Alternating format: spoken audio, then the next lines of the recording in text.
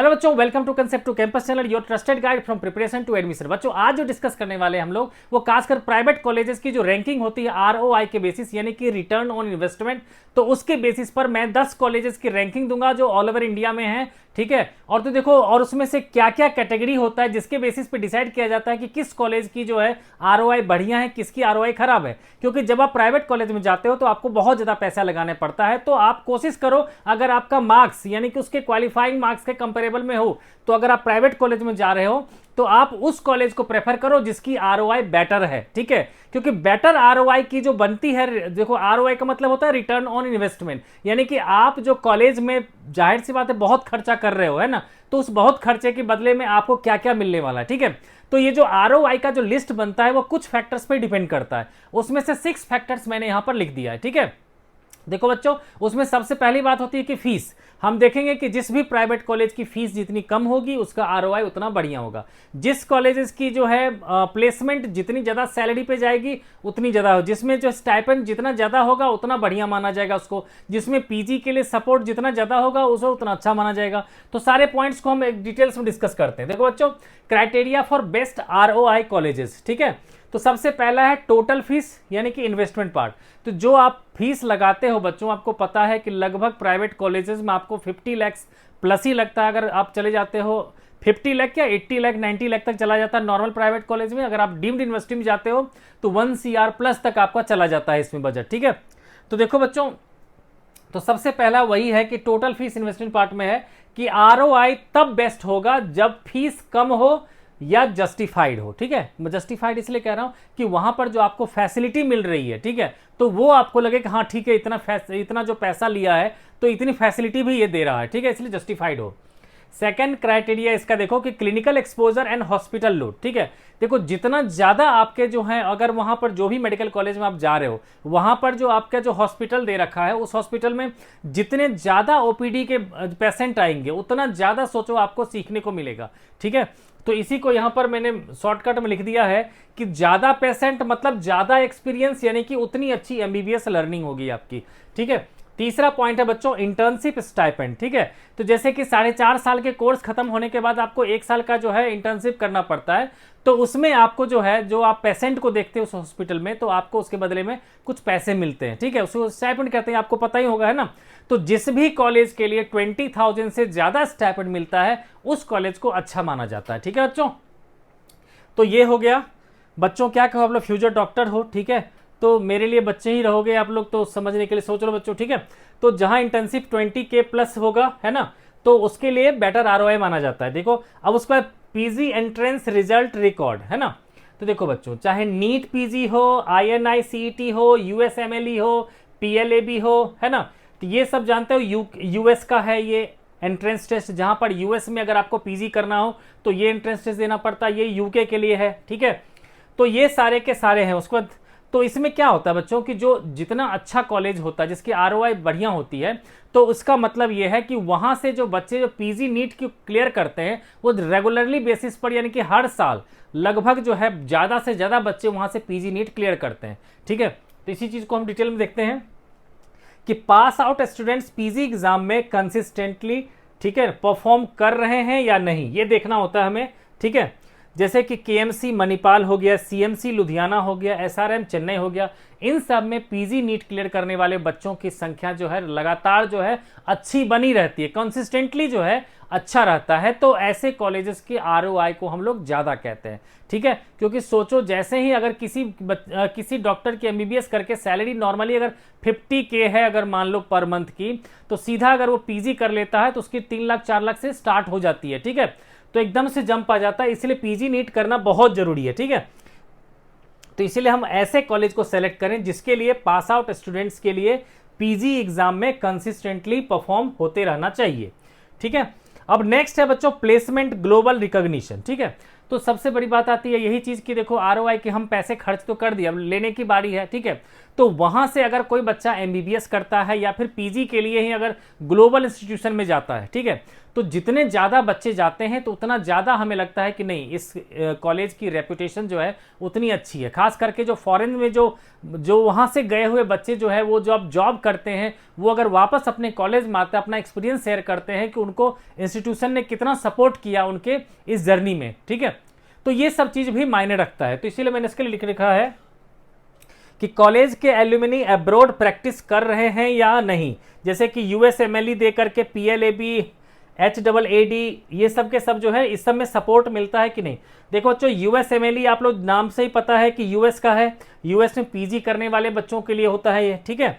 PLAB हो गया आपका यूके के लिए हो गया। यूके में अगर आप चाहते हो वहां पर आप प्रैक्टिस करना चाहते हो तो आपको पहले ये क्लियर करना पड़ेगा, ठीक है। यूएसएमएलई यूएस में प्रैक्टिस करने के लिए, और HAAD है कि दुबई वगैरह UAE में अगर आप प्रैक्टिस करना चाहते हो एज ए डॉक्टर तो आपको ये चीज़ जो है ये क्वालिफाई करना पड़ता है, ठीक है।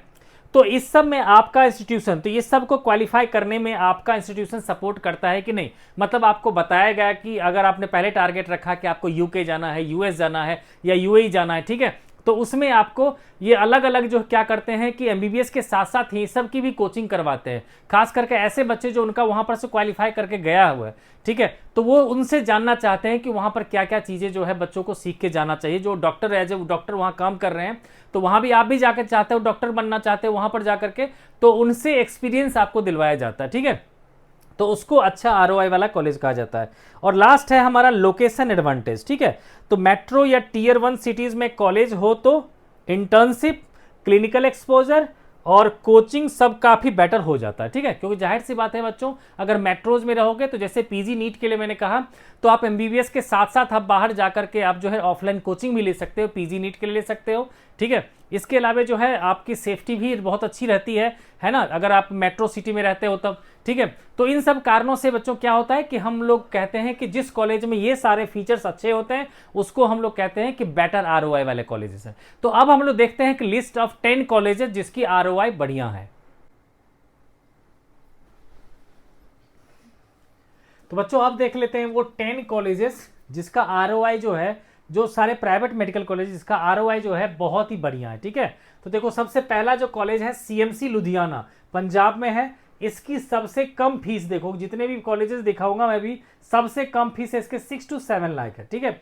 लेकिन ये जो है क्रिश्चियन माइनॉरिटी के लिए ये जो है ये फेमस है ये। तो देखो यहाँ पर जो है टोटल जो नंबर ऑफ सीट्स की बात करेंगे हम लोग, है ना, उसमें से 75 जो सीट्स हैं इसमें, ठीक है, जिसमें से 48 जो है क्रिश्चियन माइनॉरिटी के लिए रिजर्व है, ठीक है। इसके अलावा जो है जनरल जो है बच्चों के लिए वो 16 सीट्स जो है जो ऑल ओवर इंडिया के बच्चे उसमें फाइट कर सकते हैं, ठीक है, जिसमें से स्टेट कोटा के थ्रू जा सकता है 11, ठीक है, और 5 सीट्स जा सकता है ऑल इंडिया कोटा के थ्रू, ठीक है बच्चों। तो ये हो गया हमारा इसमें। इसके अलावा जो है SC ST के लिए 3 सीट रिजर्व है और बैकवर्ड क्लास के लिए 1 सीट रिजर्व है। वहीं NRI के लिए इसमें 11 सीट्स रिजर्व है, ठीक है। लेकिन सबसे ज़्यादा क्या है, 48 सीट्स है क्रिश्चियन माइनॉरिटी के लिए, ठीक है। तो क्या है कि क्रिश्चियन माइनॉरिटी के लिए यही मैंडेटरी है कि आपको डॉक्यूमेंट्स इसमें जो बनवाना पड़ेगा वो किसी चर्च से आपको अपना जो है रिलीजन सर्टिफिकेट बना के देना पड़ेगा, तब जाकर के आपकी वैलिडिटी होगी। लेकिन ये बहुत ही शानदार कॉलेज है, ठीक है, CMC लुधियाना, ठीक है। ROI इसकी बहुत ही बढ़िया है। अब दूसरा है हमारा हमदर्द इंस्टीट्यूट है ये, है ना, तो ये दिल्ली में है, ठीक है। तो देखो बच्चों इसके लिए जो है मुस्लिम माइनॉरिटी के लिए ये जो है सीट, जो ये जो कॉलेज है ये मुस्लिम माइनॉरिटी के लिए फेमस है, ठीक है। तो जिसमें से देखो मुस्लिम माइनॉरिटी के लिए जो सीट्स होता है लगभग 50% जो सीट होता है वो लगभग रिजर्व रहता है मुस्लिम माइनॉरिटी के लिए, जो लगभग 75 सीट्स होता है, ठीक है। और जनरल जो बच्चे हैं, जनरल जो बच्चे उसमें जा सकते हैं, ठीक है, उनके लिए जो है लगभग 35% जो है सीट रिजर्व होता है, यानी कि 52 सीट्स जो होता है वो ओपन होता है मैनेजमेंट कोटा के थ्रू, ठीक है। और वहीं 15% सीट यानी कि 23 सीट्स ऐसे होते हैं जो NRI कोटा के थ्रू इसको फिल किया जाता है, ठीक है। तो ये भी हमारा ROI के पॉइंट ऑफ व्यू से बहुत ही बढ़िया कॉलेज है और इसकी फीस 15 से 16 लाख पर ईयर की ट्यूशन फीस होती है, ठीक है। अब है MGM नवी मुंबई, है ना। तो ये सारे के सारे कॉलेज बच्चों जो है टॉप में आते हैं जिसका कि ROI बहुत बढ़िया है, ठीक है। जिसमें से MGM नवी मुंबई का फीस है 22 से 24 लाख, ठीक है। DY पाटिल कोल्हापुर है ना, महाराष्ट्र में, इसका भी 24 से 25 लाख पर ईयर का ट्यूशन फीस है, ठीक है ना। वही MS रमैया है बेंगलोर का, इसमें 25 से 27 लाख का इसका जो है पर ईयर का सिर्फ ट्यूशन फीस है। देखो हर बच्चों मान के चलो अगर आप इन सभी कॉलेजेस में जाते हो तो 2-2.5 लाख रुपए पर ईयर का जो हॉस्टल फीस वगैरह भी आपको देने होंगे, ठीक है। उसके बाद है श्री रामचंद्र चेन्नई में है ये, तो इसके 25 से 26 लाख का इसका जो है सिर्फ ट्यूशन फीस है। वहीं केएमसी मणिपाल है, इसका 18 से 20 लाख पर ईयर का इसका फीस जाता है, ठीक है।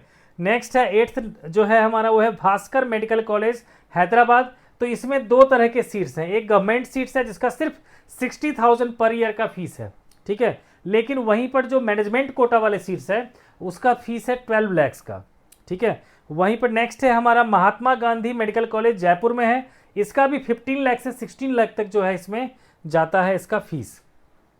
नेक्स्ट है हमारा जो है दत्ता मेघे वर्धा मेडिकल कॉलेज, ठीक है, वर्धा में है मेडिकल कॉलेज महाराष्ट्र में, इसकी भी 21 से 22 लाख तक जाती है फीस, ठीक है बच्चों।